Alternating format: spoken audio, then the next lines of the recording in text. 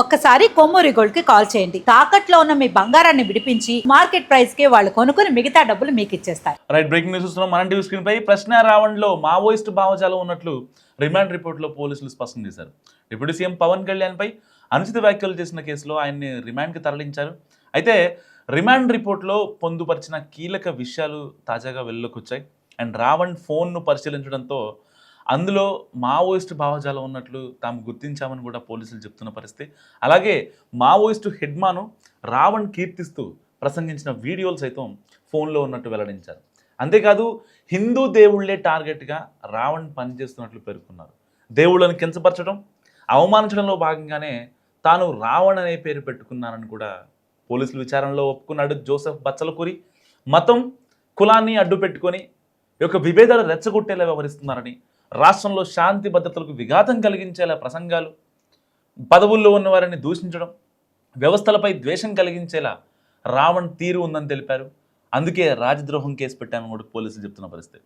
అంతేకాదు అసలు రావణ్కు సహకరిస్తున్న వారెవరో కూడా తేలాల్సి ఉందని, విచారణకు కూడా ఆయన సహకరించలేదని, ఆల్మోస్ట్ అంటే గత 4-5 కేసుల్లో ఆయన విచారణకి సహకరించింది చాలా తక్కువ అని చెప్పి కూడా రిమాండ్ రిపోర్ట్లో పేర్కొన్నారు పోలీసులు. అయితే యూట్యూబర్ బచ్చలకూరి జోసెఫ్ అలియాస్ ప్రశ్న రావణ్ను పవన్ కళ్యాణ్పై చేసిన అసభ్య కామెంట్స్ కేసులో గన్నవరం కోర్టులో ప్రవేశపెట్టడంతో ధర్మాసనం 14 రోజులు రిమాండ్ విధించింది. అండ్ ఆయనపై ఏదైతే రాజద్రోహం పడిందో ఇంకా మస్ట్గా రిమాండ్ చేయాల్సిన పరిస్థితి. సో ఇటు ఉపా సెక్షన్ల కింద కూడా కేసు నమోదైంది. అండ్ జనసేన నాయకుడు గరికపాటి శివశంకర్ ఇచ్చిన కంప్లైంట్తో ఈ కేసు నమోదైంది. అండ్ ఈ నెల 18 వరకు రిమాండ్ విధించింది కోర్టు. సో మరి ఆ రిమాండ్లో జోసెఫ్ బచ్చలకూరి ఏం చెప్తాడు, అంటే తన వెనక ఉన్నది ఎవరు? ఇప్పటికే ప్రకాష్ రాజ్ చాలాసార్లు రియాక్ట్ అయ్యారు. ఇటు కొంతమంది హైదరాబాద్కి చెందిన జర్నలిస్టులు కావచ్చు, సో చాలామంది ఆయన ట్రాప్లో ఉన్నారు. సో ఇటు ఇదంతా దీని వెనక ఉన్నది కేవలం వైసీపీ అధినేత జగన్మోహన్ రెడ్డి అనే ఆరోపణలు కూడా వస్తున్న నేపథ్యంలో ఇప్పుడు ఈ కేసులో ఒక అంటే ఎంక్వైరీని ట్రాన్స్పరెంట్గా చేయాలని చెప్పి కూడా కూటమి సర్కార్ చాలా గట్టిగా ఆదేశించింది హోంశాఖకి. ఇప్పటికే కేంద్ర హోంశాఖకి ఇటు ప్రశ్న టీం నుంచి కంప్లైంట్స్ వెళుతున్న నేపథ్యం. ఒక పక్కన ఎట్టి పరిస్థితిలో అంటే అతని ఇబ్బంది పెడుతున్నారు, కావాలని రాజద్రోహం పెట్టారు, లేకపోతే ఎన్హెచ్ఆర్సీకి కావచ్చు, ఈ యొక్క మానవ హక్కుల సంఘాలకి కావచ్చు, వీళ్ళందరికీ అంటే ఆల్మోస్ట్ చెప్పి పెట్టి ఉంచేశారు, ఇతను చాలా ఇబ్బంది పెడుతున్నారు, ఆయన కస్టడీలో కూడా ఫుడ్ తినట్లేదు అని చెప్పి. సో ఆల్మోస్ట్ రావణ్ అయితే కేసులో గన్నవరంలో రిమాండ్ అవ్వడానికి ముందు శనివారం అర్ధరాత్రి పోలీసులు అరెస్ట్ చేసిన తర్వాత రావణ్ ఒక వీడియో చేశాడు. అంటే దానికి ముందే వాళ్ళ భార్య ఎవరైతే ఉన్నారో ఆవిడ కూడా ఒక వీడియో రిలీజ్ చేయడం జరిగింది. అంటే వీళ్ళిద్దరు మాట్లాడిన దాంట్లో ఏంటంటే చంపేస్తే చంపేయండి కానీ మేము ఉన్నామని గుర్తించండి అన్నట్టుగా మాట్లాడుతున్నారు. నిజంగా ఎంత హాస్యాస్పదం. ఆయన చేసిన పనులేమో కులాలని మతాలని రెచ్చగొట్టడం, లేదు ప్రశ్నించే హక్కుతో దూషించడం, ఇలాంటి పనులు చేస్తున్నటువంటి రావణ్ను నిజంగా అరెస్ట్ చేయొద్దా? మీరు ఏమనుకుంటారో మస్తు కామెంట్ చేయండి. ఎందుకంటే ఇలాంటి సమయంలో మావోయిస్ట్ భావజాలం కావచ్చు, రాజకీయం కోసం, స్వలాభాల కోసం, కొంత వ్యక్తుల స్వభావాల కోసం, వాళ్ళ కోసం పనిచేయడం ఎంతవరకు కరెక్ట్? సో ఈ కేసులో ఇప్పటికే రావణ్ రిమాండ్ రిపోర్టే కాదు, రావణ్ సిడిఆర్ కూడా ఇప్పుడు చాలా కీలకంగా మారనుంది. ఇప్పటికే మనం చూసాం రావణ్ గురించి, రావణ్ పర్సనల్ లైఫ్ గురించి వాళ్ళు చెప్పిన మాటలు కావచ్చు, అండ్ ప్రకాష్ రాజ్కి వీళ్ళిద్దరి మధ్య ఉన్న సాన్నిహిత్యం గురించి కావచ్చు. ఎందుకంటే బేసిక్గా ప్రకాష్ రాజ్ గారు హిందూ వ్యతిరేకి, ఆయన ఇంకా వేరే ధర్మాలను కూడా నమ్ముతారు ఆయన, కానీ హిందువులు మాత్రం నమ్మరు. ఎవరన్నా హిందుత్వం లేకపోతే సనాతన ధర్మం మాట్లాడారంటే వెంటనే పరిగెత్తుకు వచ్చేస్తారనమాట. ఒక్క నిమిషం అంటే ఒక్క నిమిషం కూడా ఆలోచించారు ఆయన. ఇంకేదైనా సహాయాలు లేకపోతే ఇంకోటి ఉంటే ఆలోచిస్తారేమో, కానీ హిందువులను తిట్టడంలో, హిందువుల్ని కించపరచడంలో, వ్యతిరేకించడంలో మాత్రం ఆయన అసలు ఒక్క క్షణం కూడా ఆలోచించరు. సో అలాంటి వ్యక్తి మరి ప్రశ్న రావణ్ ఏం చెప్పాడు గతంలో?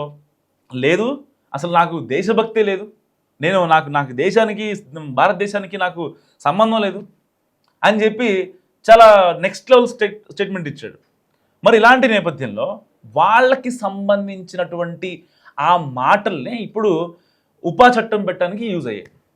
ఎవరో ఇరికించలేదు ప్రశ్నారావుని. పవన్ కళ్యాణ్ మీద మాట్లాడిన మాటలకి పవన్ కళ్యాణ్ నీ నోట్లో అన్నదానికి వాళ్ళు పెట్టింది ఏంటి? సమ్ రాజ్యాంగబద్ధమైన పదవిలో ఉన్నటువంటి ఆ వ్యక్తిని అండ్ స్పీకర్గా ఉన్నటువంటి రఘురామకృష్ణరాజుని వీళ్ళిద్దరిని అన్నాడని చెప్పి దానికి సంబంధించిన కేసులో పెట్టారు. ఉపా చట్టం పెట్టలే అప్పుడు దాకా. చంద్రబాబునో పవన్ కళ్యాణ్నో లోకేష్నో లేకపోతే రఘురామకృష్ణరాజునో అన్నందుకు ఉపా చట్టం పడలేదు, రాజద్రోహం కేసు పడలే. పడిన దానికి రీజన్ ఏంటి? దేనికోసం పడింది? ఆయన మాట్లాడిన మాటలు, మావోయిస్టు భావజాలం, కులాలని మతాలను రెచ్చగొట్టడం, రాజ్యాంగ పదవుల్లో ఉన్న వాళ్ళని దూషించడం, అవమానించడం, పిచ్చి పిచ్చిగా మాట్లాడితే కేసులు పడ్డాయి. అంతే తప్ప ఏదో ఊరినే రాజద్రోహం కేసు పడలా. రాజద్రోహం కేసు ఎవరిని పెడతారో అలా పెడతారా? సంఘ విద్రోహ శక్తులమే పెడతారు. ఎవరైతే సమాజాన్ని చెడగొట్టాలనుకుంటున్నారో, ఉగ్రవాదులు, నక్సలైట్లు, ఉగ్రవాద ప్రేరేపిత చర్యలకు పాల్పడేవాళ్ళు, సపోర్ట్ చేసేవాళ్ళు, వాళ్ళని స్వాగతించేవాళ్ళు, వాళ్ళ మీద పెడతారు ఉపా చట్టం. నీ మీదో నా మీదో ఎవరి మీద పెట్టరు.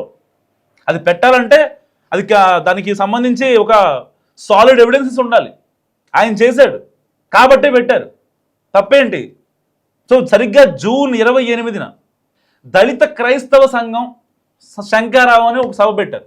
దాంట్లో క్రైస్తవుల గురించి ఏమన్నా మాట్లాడారా? క్రైస్తవుల అభ్యుదయం గురించి, ప్రగతి గురించి, వాళ్ళ రేపటికి వాళ్ళ ఆశయాల గురించి, ఆశల గురించి, వాళ్ళని ఎలా పైకి తీసుకురావాలి, ఎలా వాళ్ళని బయట వేయాలి అని మాట్లాడారా? పోనీ లేదు, అది కూడా లేదు.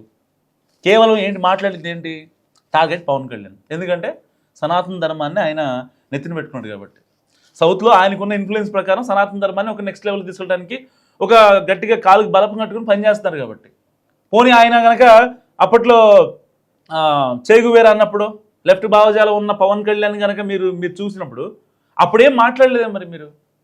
ఆయన ఊగిపోయిన ప్రసంగాలు చేసినప్పుడు అప్పుడేం మాట్లాడలేదు కదా. ఇప్పుడు ఎందుకు మాట్లాడుతున్నారు మీరు? దేనికోసం మాట్లాడుతున్నారు? సో ఇప్పుడు ఈ కేసులో అంటే చాలామందికి అర్థం కానటువంటి విషయం ఏంటంటే పవన్ కళ్యాణ్ గారిని అన్నందుకే ప్రశ్నారావుణ్ణి అరెస్ట్ చేశారు. ప్రశ్నారావుణ్ణి రాజద్రోహం కేసు పెట్టారు. ఎస్, ప్రశ్నారావుని అరెస్ట్ చేశారు పవన్ కళ్యాణ్ తిట్టినందుకు. దాని మీద బెయిల్ వచ్చేసింది బయటికి. కానీ మళ్ళీ వేరే కేసులో పడిన తర్వాత దాని తర్వాత ఉపా చట్టం పడింది. ఇతని కాల్ హిస్టరీ, ఇతని వీడియోలు ఇవన్నీ చూసిన తర్వాత ఇది తేడాగా ఉంది, సంఘ విద్రోహ శక్తులకు పాల్పడుతుంది అన్న తర్వాతే అతన్ని అరెస్ట్ చేయడం జరిగింది. అతని మీద ఉపా పెట్టడం జరిగింది. 14 రోజులు రిమాండ్ పంపడం జరిగింది. సరే, బయట ఉండి జడా శ్రవణ్ లాంటి వాళ్ళు పెద్ద మనుషులు ఏం మాట్లాడతారంటే, లేదు అతన్ని ఉరిదీసేస్తారు, లేకపోతే ఆయన్ని లైఫ్ వేసేస్తారు, యావజ్జీవం పడుతుంది, ఆయనకి లైఫ్ లాంగ్ జైల్లోనే ఉండాలి అని మాట్లాడుతున్నారు. నిజంగా జోసెఫ్ బచ్చలకూరి కనుక సరే అతని పర్సనల్ లైఫ్ ఎలా అయినా ఉండేవండి. అతను చాలామంది అమ్మాయిలతో చేయరాని పనులు చేశాడనో, పెళ్ళైనా సరే వేరే వాళ్ళతో మాట్లాడానో, లేదంటే దానికి సంబంధించి చాలా వీడియోలు యూట్యూబ్లో వైరల్ అవుతున్నాయి. అండ్ తన క్యారెక్టర్ గురించి కూడా చాలామంది ఇదిగా మాట్లాడుతున్నారు. తన క్యారెక్టర్, ఇదంతా మనకొద్దు, పర్సనల్ లైఫ్ వద్దు. కానీ ఒకటి కావాలి కదా, ఆయన ప్రొఫెషనల్ లైఫ్లో ఏదైతే వీడియోలు త్రూగా అన్నాడో ఆ మాటలు మాత్రం మనకు కావాలి కదా. తాను ఉంటున్నటువంటి దేశం, తాను చేస్తున్నటువంటి తిండి, తాగే నీరు, కట్టుకునే బట్ట ఇక్కడివి, కానీ పొగిడేది మాత్రం వేరే వాళ్ళని. నాకు నా దేశం అనేది ఇష్టం లేదంటాడు. అంత దారుణంగా మాట్లాడొచ్చా? అంటే ప్రశ్నించే ముసుగులో అబ్యూస్ చేయడం అంతవరకు కరెక్ట్? అసలు జస్ట్ ఇమాజిన్, మీరే ఇమాజిన్. ఇప్పుడు నేను ఒక మాట ప్రశ్నించాలి మిమ్మల్ని, తిట్టాలా ఫస్ట్, లేకపోతే నేను అడగాల? తిడితే మీకు మాకు గొడవే కదా, కేసు పెడతారు. జరిగింది ఇదే. ఇప్పుడు అడిగితే ఇబ్బంది ఏముండేది కదా. అడిగితే మీకు కూటమి సర్కార్ చెప్పనందా? పోనీ ఏ కేసులో అయినా సరే తాత్సారం జరిగింది అని న్యాయంగా మాట్లాడండి. అన్యాయంగా డోర్ డెలివరీలు, శవాలను చంపేయడాలు, లేకపోతే డాక్టర్లను చంపేయడాలు, పిల్లలను చంపేయడాలు, అడ్డొచ్చారని చెప్పి మాట్లాడటం ఇలా లేదు కదా. నిజంగా ప్రశ్న అరెస్ట్ కరెక్టే కదా? మస్తు కామెంట్ చేయండి.